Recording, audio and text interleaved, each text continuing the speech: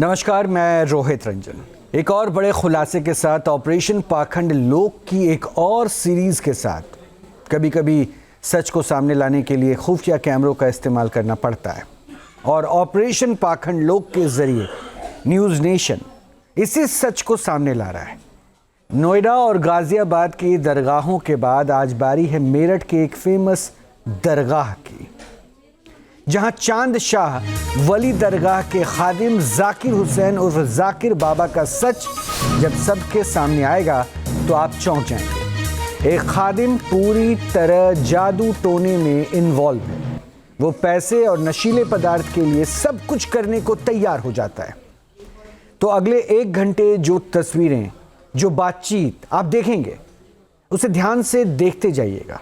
एक एक शब्द ऐसा होगा जो आस्था के नाम पर फैलाए जा रहे अंधविश्वास का पर्दाफाश करेगा। हमारे साथ हमारे रिपोर्टर अनिल यादव भी मौजूद हैं, जिन्होंने अपने सहयोगी वीरेंद्र वशिष्ठ के साथ मिलकर इस सच को उजागर करने का काम किया है। अनिल से जानेंगे सारी बातें, लेकिन उससे पहले जाकिर बाबा पर एक रिपोर्ट दिखाते हैं।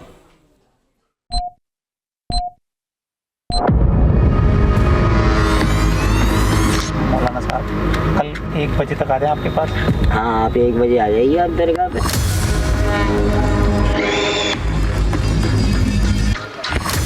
मेरठ पश्चिमी उत्तर प्रदेश का एक बड़ा शहर और इसी शहर में है बाबा चांद शाह वली दरगाह। दरगाह पे आओगे तो बाबा भंडारे का पैसा लेता है, जहां इलाके के लोग बड़ी संख्या में इबादत के लिए पहुंचते हैं। इस दरगाह पर जायरीनों की जितनी आस्था है, उतनी ही इस दरगाह के खादिम को लेकर कहानियां भी हैं। जा बेटे, तेरे सारे काम खोल देंगे। हमें खबर मिली थी कि दरगाह के खादिम न सिर्फ जादू टोना और जिन जिन्नात के नाम पर लोगों को झांसा देते हैं, बल्कि और भी कई बड़े बड़े दावे कर लोगों को भ्रमजाल में फंसाते हैं। अरगट मरगट का भी समझ लेके जी बेटा जाकिर हुसैन पंजेतन 5 पीरू बेटे ने। इसलिए ऑपरेशन पाखंड लोक की मुहिम को आगे बढ़ाने के लिए हमारे अंडरकवर रिपोर्टर खुफिया कैमरों के साथ पहुंच गए बाबा चांद शाह वली दरगाह। दरबारे लिए तो सब कुछ करना पड़ेगा। दरबारे लिए तो सब कुछ करना पड़ेगा। कैमरे में कैद फिरोजी रंग का कुर्ता पायजामा पहने इस शख्स को पहचान लीजिए, क्योंकि ऑपरेशन पाखंड लोक की ये पड़ताल इसी किरदार के इर्द गिर्द घूमने वाली है। इन्हें पूरा इलाका जाकिर बाबा के नाम से जानता है।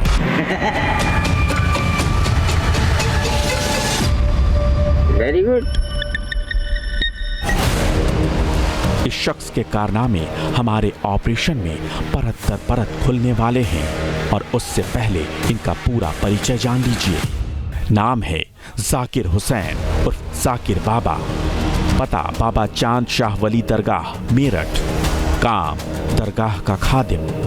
हमारी टीम खुफिया कैमरों के साथ मेरठ के बाबा चांद शाह वली दरगाह जा पहुंची और यहाँ पर जाकिर बाबा से हमारी पहली मीटिंग एक कार में फिक्स हुई।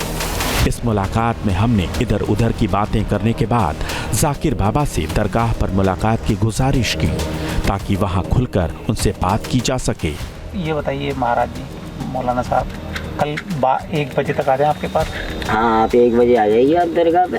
1 बजे आ जाए। इन्हें थोड़ी समस्या बता दो। समस्या आपको बता दूँ, 2-3 समस्या। ये रिक्वेस्ट है, ये पर्सनल बात है, ये आपके हमारे बीच में रहे तो ज़्यादा। एक डब्बी मंगाओ सिगरेट। अभी बात शुरू ही हुई थी कि मौलाना ने हमें ठगना शुरू कर दिया। समस्या सुनने से पहले जाकिर बाबा ने सिगरेट की फरमाइश कर दी, वो भी पूरा डिब्बा। यानी ऑपरेशन की शुरुआत में ही हमें समझ में आने लगा कि जब आम लोग अपनी परेशानी लेकर ऐसे लोगों के जाल में फंसते होंगे तो उनकी जेब कितनी तेजी से खाली कराई जाती होगी। अंधविश्वास के इस खेल की पूरी सच्चाई समझने के लिए हमने दरगाह जाने से पहले जाकिर बाबा को टटोलने का फैसला किया।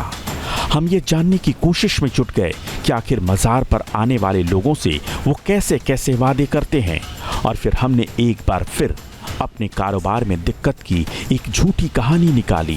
जिस कहानी को सुनते ही जाकिर बाबा पूरे फॉर्म में आ गए। खुफिया कैमरे के सामने बड़े बड़े दावे करने लगे। हर चीज का ग्रंथ ज्ञान, हर चीज के लिए दुआएं, जिस पे भी हाथ रख दिया गुरुजी तो वो समझ लो सब खत्म। हाँ गुरुजी है क्या, अपने को ना अपने काम को और कई चीजों को एक आदमी ने बांधा हुआ, हम जानते हैं उन्होंने बांधा हुआ, वो भी कई फकीरों पे घूमता है ना। हमें किसी ने मतलब इन्होंने ही बताया कि आप बहुत ही सज्जन, सीधे, बिना लालच वाले व्यक्ति। लालच की दुनिया पड़ी है, लालच वाले पे एक ढूंढोगे 1000 मिलेंगे, ईमानदार 1000 ढूंढोगे एक नहीं मिलेंगे। तारीफ सुनने के बाद जाकिर बाबा को लगा जैसे कोई मुर्गा फंस गया हो, इसलिए उन्होंने जादू टोने से न सिर्फ कारोबार में तरक्की दिलाने का वादा किया, बल्कि ये भी कहा कि वो दुश्मन को किसी भी लायक नहीं छोड़ेंगे। कितने बजे तक बैठते हैं दरगाह पे? मैं ये समझ लीजिए कल तो मैं सारा दिन ही रहूँगा। कल सारा दिन रहेंगे तो कल हम आ जाते हैं। और अभी तुम्हें हम बतला दे रहे हैं, दरगाह पे आओगे तो बाबा भंडारे का पैसा लेता है। कोई दिक्कत नहीं है, जो आप आदेश करोगे। ठीक है, जो आप आदेश जा बेटे, तेरे सारे काम खोल देंगे। जो आप आदेश करो। उस आदमी का इलाज कर दोगे? इलाज क्या है, उसकी जैसे चाहेगा तेरा वैसे हो जाएगा, जैसे तू चाहेगा वैसे। उसके ऊपर कुछ छोड़ के बांध दोगे? ये सोच रहे कि वो कुदरती बांध देंगे उसको, कुदरती वो चीज है उसकी जो छोड़ी हुई है ना, तांत्रिकों से जो करा के लाया है वो। बस हाँ, जो तांत्रिकों से जो करा के लाया है, बिना कहे समझ गए, तांत्रिकों से वो करा के लाया है, तो वो समझ ले कि वो बहुत कातिल चीज है। जो आपके कारोबार धंधे से वो अब से नहीं, काफी टाइम से आपसे जलन पर्दा करता था कि ये तू बड़ा कैसे। अब तक की बातचीत में जाकिर बाबा ने हर समस्या सुलझाने का दावा किया। उन्होंने कहा कि जिस पर हाथ रख देंगे उसका सब खत्म हो जाएगा। जाकिर बाबा ने कारोबार की दिक्कतें दूर करने का भी वादा किया। बाबा ने भंडारे के बहाने से पैसे की भी मांग की। मजार या दरगाह की देखरेख करने वाले या उन्हें चलाने वाले लोगों के लिए जायरीनों में अपार आस्था होती है, लेकिन जाकिर बाबा की डिमांड देखकर हम समझ गए थे कि ये डिमांड यहीं नहीं रुकने वाली। इसलिए हमने एक पवित्र दरगाह पर बैठने वाले मौलाना के चरित्र को परखना शुरू किया। हमने जाकिर को डिमांड बढ़ाने के लिए उकसाया। आप मेरे गुरु के समान हो मौलाना साहब, आप गुरु का कुछ माल भी लेके आऊं क्या? हाँ माल बताओ कौन सा लोगे? सुल्फा लिया ना। सुल्फा काला वाला या गांजा? जो कहोगे। काला लिया ना। चलो ठीक है, कल आपको पड़ गया। Very good. ये तो महज शुरुआत थी। जाकिर बाबा के पास पैसे ऐंठने के सैकड़ों बहाने थे। इसके बाद जाकिर बाबा ने हमारे सामने काले जादू के सामान की फहरिस्त रखनी शुरू कर दी और ये भी बताने लगे कि जब वो दरगाह में होते हैं तो उनके शरीर में बाबा की रूह आती है और उस वक्त वो रूहानी ताकत के सहारे किसी भी तरह के काम को अंजाम दे सकते हैं। और हाँ, बाबा का देखो वो तो भंडारा है, परसों का भंडारा कर रहा हूँ ना मैं। अच्छा, बाबा का है, एक तो लाना हरी चादर, ठीक है, नई चादर लाना बढ़िया सी। 1 बजे से पहले हाजिर हो जाना, क्योंकि 1 बजे से पहले हाजिरी होती है मेरे पास बाबा पे। ठीक है, हो गया। रूहानी रूह रहती है, उसी वक्त ही समझ लो। यहाँ पर कुछ और चीज, फोटो भी ले आऊं? हाँ, यहाँ पर मुझे देख लो को और चीज, वहाँ और कुछ और। मैं तभी तो कह रहा हूँ दरगाह पे मिलना है। बात आप समझ गए, आप सारी बात समझ रहे हो तो समझ, बिना बोले समझते हो सब। हाँ, 10 रुपए का काला धागा लिया ना, 1 शीशी लिया ना तेल की चिराग की, ठीक है, बाबा की अगरबत्ती के पैकेट लाना, और 5 लड्डू लाना बेसन के, नट पीरू के, 5 लाना चांद बाबा पीर के, ठीक है, और काला धागा ले आना है। ठीक है, तो उसका इलाज बांध दोगे? अरे तू देखियो अपने आप ही। अब तक जाकिर बाबा को हमारे अंडरकवर रिपोर्टर पर पक्का भरोसा हो चुका था और वो खुफिया कैमरे के सामने खुलते चले गए। हमारे रिपोर्टर ने काम को बांध देने की झूठी कहानी सुनाई। हमारे रिपोर्टर ने विरोधियों द्वारा जादू टोना करने की आशंका जताई। बाबा ने कहा विरोधी को वो कुदरती बांध देंगे। रिपोर्टर ने बाबा से काम के बदले डिमांड की बात की तो बाबा ने भंडारे के लिए पैसे और काला माल लाने को कहा। आखिर जाकिर बाबा के दावों में पाखंड की बू आने लगी थी, लिहाजा हमने अपनी पड़ताल को जारी रखना ही सही समझा ताकि खुफिया कैमरे के जरिए सच देश के सामने आ जाए। जाकिर बाबा के आदेश के मुताबिक अगले दिन ठीक 1 बजे हमारे अंडरकवर रिपोर्टर दरगाह पहुंच गए। लेकिन हैरानी की बात ये कि जितनी बेसब्री हमें मौलाना जाकिर का सच जानने की थी, उतनी ही बेचैनी उन्हें हमारे रिपोर्टर से मिलने की थी। क्यों, खुद देखिए। तेल बिल बाबा तेल लिया है गुरुजी। चादर नहीं मिली, उसके पैसे गुरुजी चढ़ा देंगे चादर बाबा की। काला माल वो गुरुजी रात को आ जाएगा, आज शाम को आ जाएगा। मतलब किसी यहीं से बोला गाजियाबाद से, तो कह रहा था कि यहीं पहुंचवा दूंगा। जाकिर बाबा को जल्दी थी तो इस बात की कि कब उसे काला माल मिल जाए।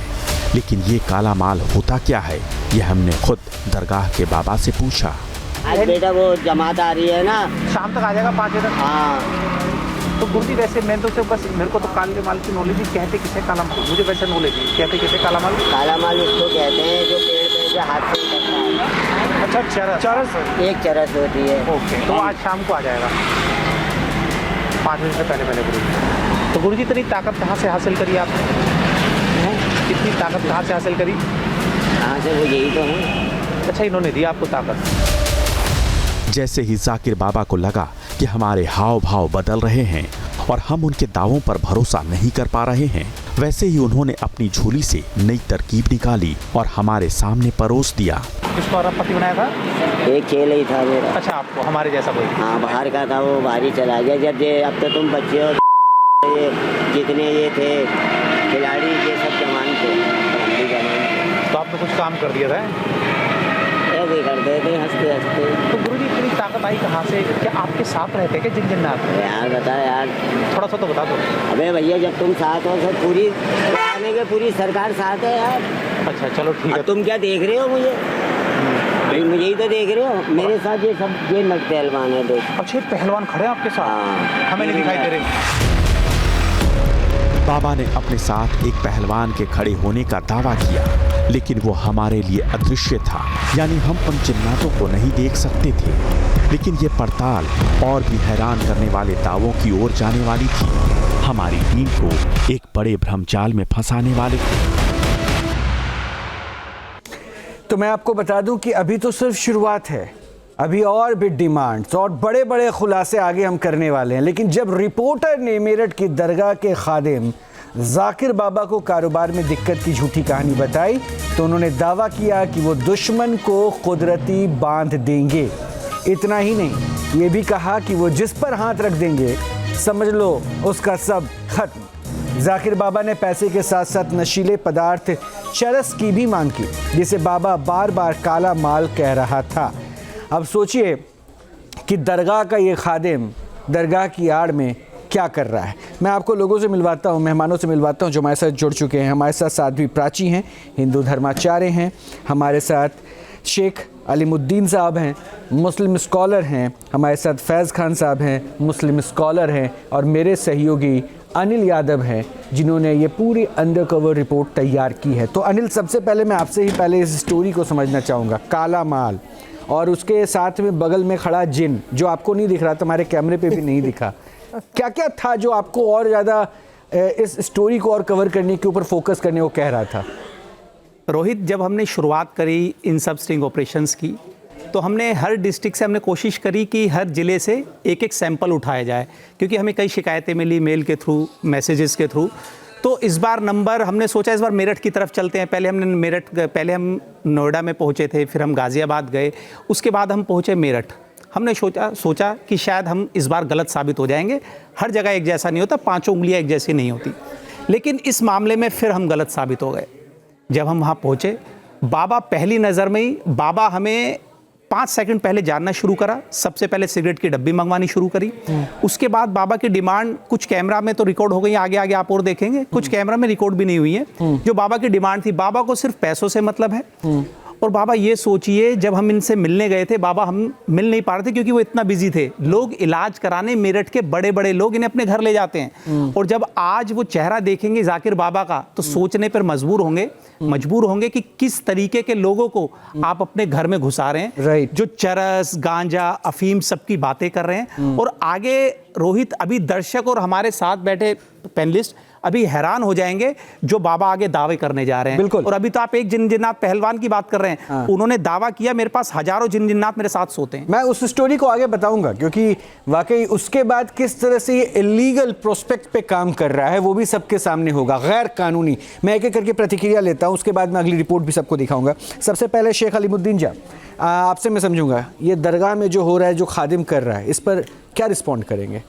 देखिए, सबसे पहले तो मैं टीवी वालों से कहूँगा इसको मौलवी ना कहें, मौलाना ना कहें, ये पाखंडी है और ये चरसिया है, बंगड़िया बोलते हैं हम। लेकिन ये खादिम बना बैठा है ना वहाँ पे दरगाह। ये दरगाह पे कोई बैठा है, किसकी मान्यता है, किसने इसको बिठाया, ये जानने का विषय है।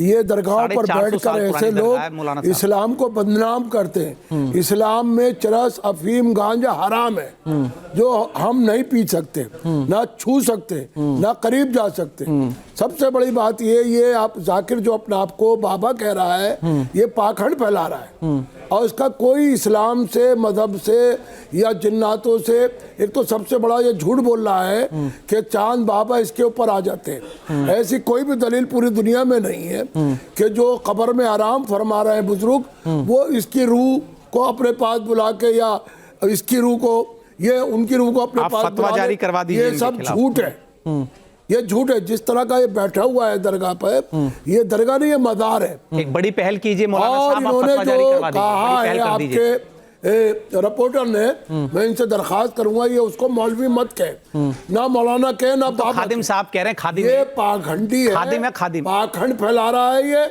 तो आप इनके, हम कुछ नहीं कहेंगे, आप इनके खिलाफ एक फतवा जारी करवा दीजिए, एक फतवा जारी करवा दीजिए। अभी बहन बेटियां बुरके में घूमती है तो एक मिनट नहीं लगता आपको फतवा जारी करने में। आज आप बड़ा डिले करेंगे इस बात को। आइए वहां तक आइए। हाँ। ये गलत फहमी दूर कर दूं मैं बैठ के आपके नेशनल चैनल पे।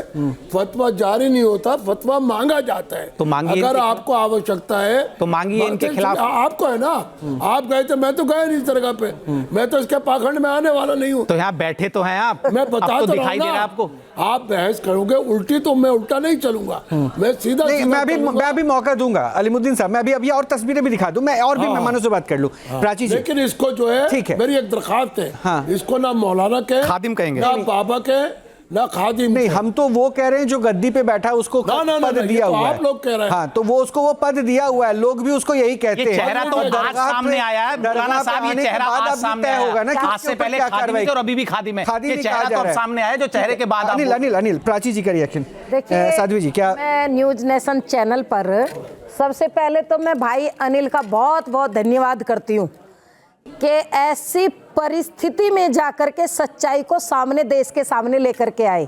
ये तो एक मजार है, कितनी मजारों पर ये खादिम बैठे हैं और ब्लैक मेल कहूंगी मैं तो, कि धर्म के नाम पर कितनी ब्लैक मेलिंग वहां से हो रही है। इनके खिलाफ फतवे जारी करिए, अगर हिम्मत है सच सामने आ जाएगा। क्यों इस तरह की ये जो प्रोपगंडा और कुरीतियां, जो पाखंड, कितना बड़ा पाखंड, बड़े बड़े लोग अंधकार में डूबे हैं, कम से कम सच्चाई तो उनके सामने आए, ये बहुत जरूरी है। अनिल भाई का बहुत बहुत धन्यवाद करती हूँ कि वहां पर जाकर के देश के सामने सच्चाई लेकर के आए। फैज साहब, देखिए दरगाह को लेकर लोग वहाँ पे जाते हैं अपनी दुआ, क्योंकि हालांकि इस्लाम में बहुत सारी चीज़ों की मनाही है, लेकिन फिर भी दरगाह की एक अलग अहमियत है। और दरगाह कभी किसी दायरे में नहीं बंधा रहा कि यहाँ सिर्फ इस्लाम को फॉलो करने वाले आएंगे या हिंदू आएंगे। लेकिन अगर दरगाह की आड़ में वहाँ का खादिम जो कह रहा है कि हमारे ऊपर कोई आता है और वो शक्ति देता है, जिन जिन्नात उसके वश में है, अगर वो इस तरह से करे तो ये सबको गुमराह नहीं कर रहा है क्या? अभी तो मैं आपको दिखाऊंगा कि ये किस तरह से गैर कानूनी काम करने को भी तैयार हो जाता है। इसे किस कैटेगरी में रखा जाए? बिस्मिल्लाहिर्रहमानिर्रहीम, रब्बि इश्रह ली सदरी व यस्सिर ली अमरी वहलुल उक़दतन मिन लिसानी यफ़क़हू क़ौली। अनिल भाई को भी मैं बहुत बहुत बधाई देता हूँ। जैसा दीदी जी ने कहा, बिल्कुल सही कहा, क्योंकि मैं जानता हूँ ये बड़ा थोड़ा सा डेंजर भी काम था। अनिल भाई, आप जहाँ गए थे कुछ और भी घटनाएं हो सकती थी, क्योंकि वहाँ पर कुछ अदृश्य पहलवान तो हैं, लेकिन कुछ दृश्य भी हैं, ये लोग पाले रखते हैं। यदि थोड़ा सा भी उनको शक होता तो शायद आपका वहाँ कुछ अहित भी हो सकता, लेकिन आपने वीरता दिखाई, आपको बहुत बधाई। आपने एक पाखंड वाली चीज़ को खोला है और सबके सामने लाया है। और मैं कहना चाहूँगा ये अंधविश्वास, ये पाखंड, ये जुआ, ये सट्टा, ये सुल्फा, ये गांजा, ये भांग, ये सारी चीज़ें वहाँ पर वो लोग करवाते हैं क्योंकि ये सारा इलीगल काम करने को तैयार हैं। आप यकीन मानिए इनका इस्लाम से कोई लेना देना नहीं है। सड़क के किनारे जैसे कुछ सटोरिये और जुआ खिलाने वाले पत्ती लेकर बैठे रहते हैं कि आओ पैसा लगाओ पैसा लगाओ, ये उनमें और इनमें कहीं कोई अंतर नहीं है। मैं अज़दी साहब के एक स्टेटमेंट से सहमत हूं कि इनको बिल्कुल भी किसी भी इस्लामी उपाधि से मुफ्ती, मौलाना, इमाम, खादिम किसी चीज से नहीं जोड़ना चाहिए। ये एक नशेड़ी भंगेड़ी फैसा देखिए हम नहीं जोड़ेंगे, लेकिन अभी तक तो ये गद्दी पे बैठे हैं, जुड़े हुए हैं। अगर ये गलत है तो आप लोग इस्लाम के जानकार हैं, आप लोग इसको कंडेम कीजिए और कहिए कि इस पदवी से ये हटाया जाए। मैं न्यूज़ नेशन में बैठकर ये कहता हूं, खुद भी जाऊंगा और वहां के लोगों से निवेदन करता हूं जो देख रहे हैं इनको तुरंत वहां से हटाया जाए। किसी दिन जब पुलिस, किसी दिन क्या, ये न्यूज़ देख के पुलिस वहां पहुंचेगी, ये चरस, अफीम, गांजा और काला माल की बात करें, जैसे ही ये शो रिलीज होगा पुलिस वहां पहुंचेगी और वहां जितने लोग जुड़े हुए हैं, चाहे जानकार हो चाहे गैर जानकार हो, उन सब पर गाज गिरेगी। तो उसके पहले इनको वहां से हटाया जाए, वहां के लोग मिलकर ये काम करें, क्योंकि ये पूर्ण रूप से पाखंड, अंधविश्वास और गैर कानूनी काम है। पुनः इसका इस्लाम से कोई लेना देना नहीं और मैं इसका विरोध करता हूं नेशनल टीवी चैनल पर बैठकर। अनिल, मुझे एक बात बताइए, मतलब एक बात तो इंडिकेट हो गया, हालांकि जिस पहलू पर जब आगे बढ़ेंगे तो सट्टे की भी बात होगी, वो बड़ा खुलासा भी करेंगे, लेकिन एक बात स्पष्ट हो गया कि जो इलीगल है, गैर कानूनी है, जैसे चरस, इसकी डिमांड कर रहा है, सप्लाई भी उसके पास होता है, एडिक्शन भी उसका यूज टू है उसका, यानी हर तरह के दरगाह में बैठकर वो इलीगल सारे कार्य कर रहा था। ये तो स्पष्ट हो गया ना। काम रोहित सारे इलीगल हैं। इनके पास एक ढाल है दरगाह के नाम पर, दरगाह के नाम पर लोग इनके पैर भी छूते हैं, इनका सम्मान भी करते हैं, लेकिन उस सम्मान का ये क्या कर रहे हैं आज सबके सामने आ जा रहा है, सबके सामने आ भी रहा है, लोग देख रहे हैं, मेरे साथियों ने भी कहा, सबने कहा। लेकिन रोहित, सबसे ज़्यादा ज़रूरी हमारा मकसद लोगों को ये दिखाना है कि आप जिन पर विश्वास कर रहे हैं, पूरा परिवार विश्वास कर रहा है, सोच समझ के करिए कि आप कर क्या रहे हैं। हमारा मकसद किसी को ठेस पहुंचाना नहीं है, बिल्कुल भी हमारा, बिल्कुल। और हम तो चाहते हैं कि जिस दरगाह में हम जाएं या कहीं भी जाएं, अगर हम कुछ उनको खुलासा करना चाह रहे हैं, उनके पाखंड को खोलना चाहते हैं, तो हम फेल हो जाएं, क्योंकि हज़ारों लोगों की वहाँ से श्रद्धा जुड़ी है।